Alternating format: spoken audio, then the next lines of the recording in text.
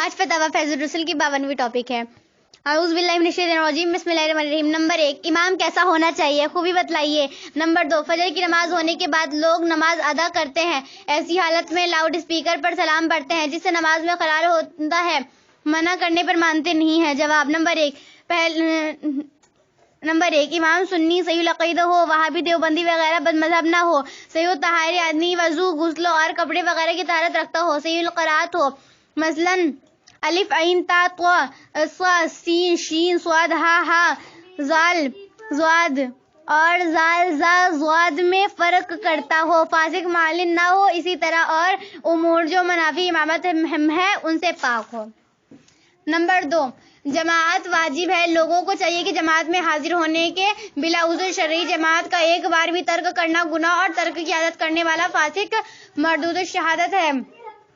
اور اگر کوئی نماز پڑھ رہا ہے تو کوئی ایسا غیر ضروری کام نہیں کرنا چاہیے کہ جس سے نماز میں خلل واقع ہو، واللہ تعالی عالم۔ انتباہ: آپ نے اپنے نام جیش محمد پر صاد لکھا ہے، حضور اقدس صلی اللہ علیہ وسلم کے اسم گرامی پر صاد لکھنا حرام و ناجائز ہے، اور جیش محمد تو آپ کا نام ہے، اس پر صاد کا لکھنا کوئی معنی نہیں رکھتا، بلکہ اگر جیش محمد پر درود کا اشارہ ہو تو یہ بھی ناجائز ہے، واللہ تعالی عالم۔ زید مڈل اسکول کا ٹیچر ہے، سوم و سالہ کا پابند بھی ہے، نسبندی کے دونوں میں نسبندی کا جو زور تھا اس سے ہر شخص واقف ہے۔ ڈسٹرکٹ بورڈ کی طرف سے نوٹس آئی جس میں صاف طور سے لکھا ہوا تھا کہ آپ فیملی پلاننگ کے تحت اپنی اہلیہ کی نسبندی کرائیے۔ نوٹس پر زید نے عمل نہیں کیا، اس کے معطلی کا کاغذ آیا، زید نے کاغذ لیا اور تہیہ کر لیا کہ نسبندی نہیں کراؤں گا، بھلے مجھے مستعفی ہونا پڑے۔ کچھ ہی دنوں کے بعد تعلیمی محکمے کے بڑے افسر نے بلاک کے جملہ ماسٹران کو جمع کر کے خطاب کیا کہ کوئی شخص استعفیٰ دے کر بھی نسبندی سے نہیں بچ سکے گا۔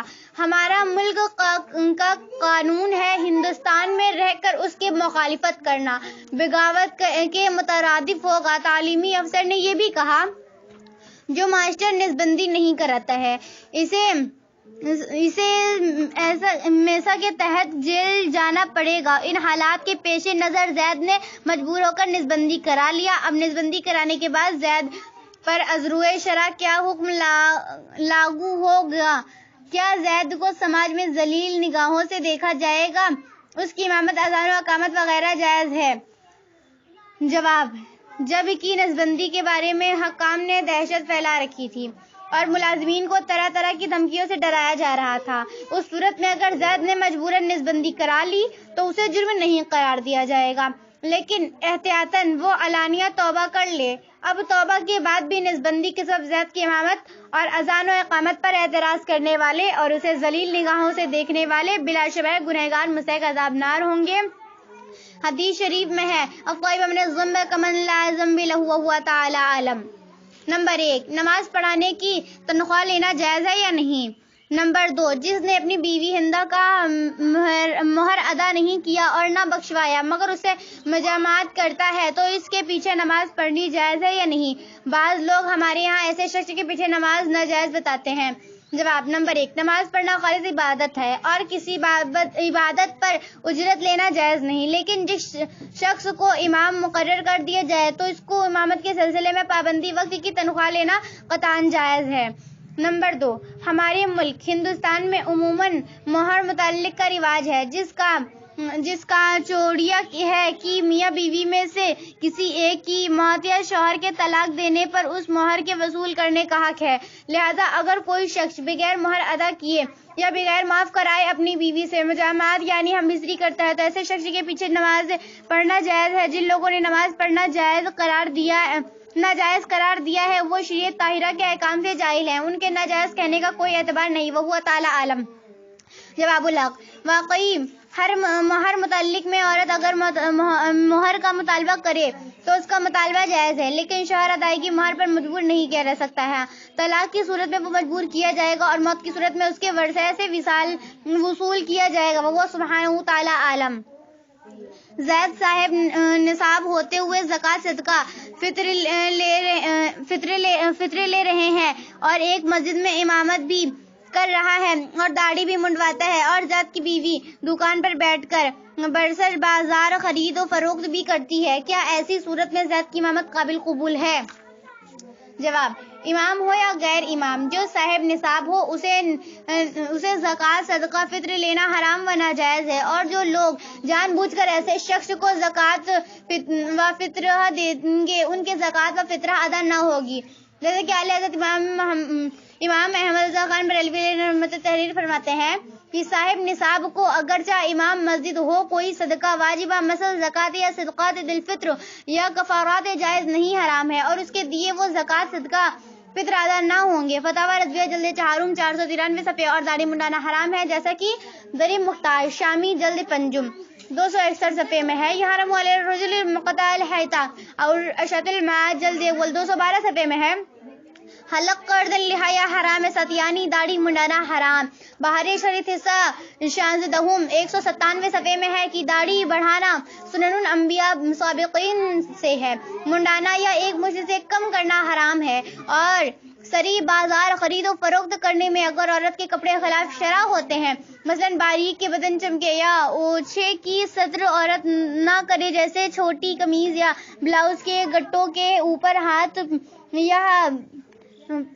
یا پیٹ کھلا ہو، بے طریقے سے اوڑھے پہنے، جیسے دوپٹہ سر سے ڈھلکا یا کچھ حصہ بالوں کا کھلا، یا زرق برق پوشاک جس پر نگاہ پڑے اور احتمال فتنہ ہو، یا اس کی چال ڈھال بول چال میں آثار بدوضعی پائے جائے اور شوہر ان باتوں پر مطلع ہو کر وصف قدرت بند وبست نہ کرے تو وہ دیوس ہے۔ ہاکا فی جزا الخوائص من الفتاوی رضویہ، لہذا شخص مذکور میں اگر یہ باتیں پائی جاتی ہیں جو سوال میں مذکور ہیں، اس کے پیچھے نماز پڑھنا جائز نہیں کہ وہ فاطمی کے حضرت علامہ ابراہیم جلی رحمۃ اللہ تعالی تحریر فرماتے ہیں: لو قدم وافا فاسقا يصومون بناء على ان الكراهة تقديم كراهة تحريم بعد اتانا بامور دينا وتصاحلة في الاتيان بلوازم فلا يبدأ منه وخلال بباب شروط الصلاة وفعل ما ينافي فيها بل هو الغالب بالنظر إلى فاسقه۔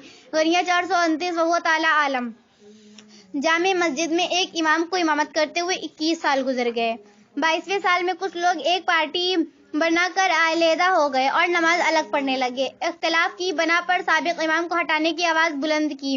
لوگوں نے سوال کیا کہ امام کو کس وجہ سے ہٹا دیں؟ مخالف نے جواب دیا کہ امام کو نکال کر دوسرے امام کو معین کرو تو ہم نماز پڑھنے مسجد میں آئیں گے، نہیں تو نہیں آئیں گے۔ بات حکام تک پہنچی۔ موقع کے حاکم نے مخالف سے سوال کیا، وہاں بھی کوئی معقول جواب نہ دیا۔ حکام نے سابق امام کے بارے میں فیصلہ دے دیا۔ حکام کی بھی بات نہ مان کر پھر حاکموں سے مخالف نے کہا کہ آپ لوگ میرے مذہب کے بارے میں کچھ نہیں جانتے ہیں، لہذا دونوں پارٹی کی طرف سے 2 عالموں کو بلوائیے اور وہ 4 عالم مل کر جو فیصلہ دیں دونوں فریق مان لیں۔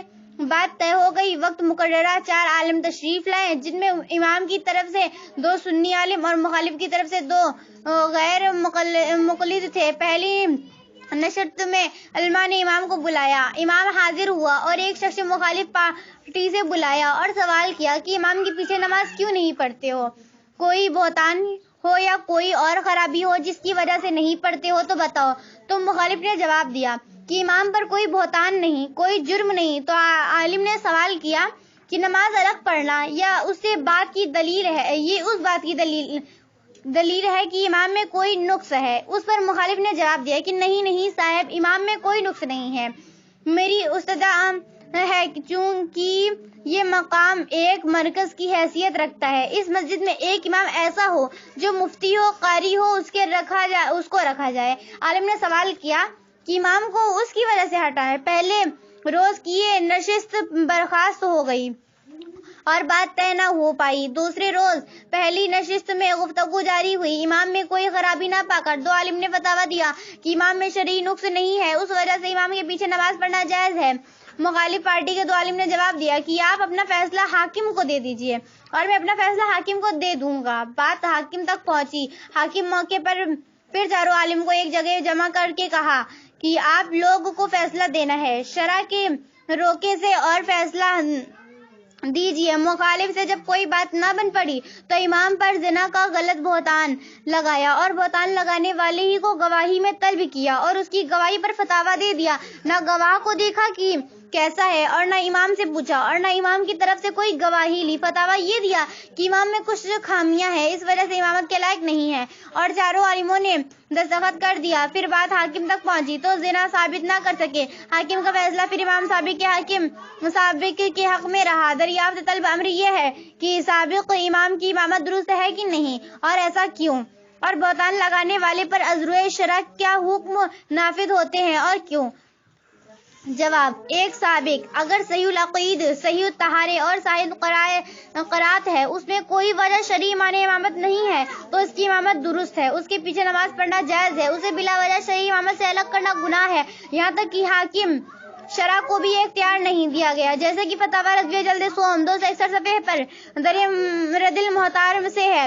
لیس للقاضی اولا غیب وظیفۃ بغیر حجہ، اور زنا کے بارے میں ایک آدمی کی گواہی مان کر فتویٰ دینے والے جاہل گواہ ہے، اس لیے کہ ثبوت زنا کے 4 عادل گواہوں کا ہونا ضروری ہے اور زنا کا جھوٹا الزام لگانے والا 80 درے مارے جانے کا مستحق ہے، جیسے کہ پارہ 18 سورہ نور رکوع اول میں ہے۔ والذین یرمون المحصنات ثم لم یاتوا باربعۃ شہداء فاجلدوہم 80 جلدۃ وہو تعالی اعلم۔ نمبر 1، زید کہتا ہے کہ ہم امام کو نفقہ پگار دیتے ہیں، ہم اس کو نوکری کہیں گے۔ کیا زید کا کہنا درست ہے اور کہنے والے پر کیا حکم ہے؟ نمبر 2، امام کی برائی بیان کرنے والے اسی امام کے پیچھے نماز پڑھیں تو کیا ان کی نماز ادا ہو جائے گی؟ نمبر 3، گھڑی کی زنجیر سونے، چاندی یا دھاتو کی بنی ہوئی پہن کر نماز پڑھنا کیسا ہے؟ جواب: نمبر 1، زید کا کہنا درست نہیں، اس لیے کہ جیسے ماں باپ کی بیوی ضرور ہے مگر اسے اس لفظ کے ساتھ یاد کرنا ماں کی توہین ہے۔ پگار لینے والا ضرور نوکر ہے مگر تنخواہ دار امام کو نوکر کہنا اس کی توہین ہے، لہٰذا زید پر لازم ہے کہ امام سے معافی مانگے اور آئندہ اس کے بارے میں اس لفظ کو بولنے سے احتراز کرے۔ نمبر 2، اگر امام فاسق معلن ہے اس لیے کوئی اس کی برائی بیان کرتا ہے تو اس صورت میں اس پر کوئی گناہ نہیں اور ایسے امام کے پیچھے کسی کو نماز پڑھنا جائز نہیں، اور اگر فاسق معلن نہیں ہے تو برائی کرنے والا سخت گنہگار حق العباد میں گرفتار مگر اس کی نماز اس کے پیچھے ہو جائے گی، وہ تعالی عالم۔ نمبر 3، گھڑی سونے چاندی کی زنجیر لگی ہوئی مرد کو پہننا حرام اور دوسری دھاتوں کی ممنوع ہے، ان کو پہن کر نماز پڑھنا مکروہ تحریمی ہے۔ قال الامام احمد الظاہری علیہ رحمۃ الرضوان وهو تعالی عالم۔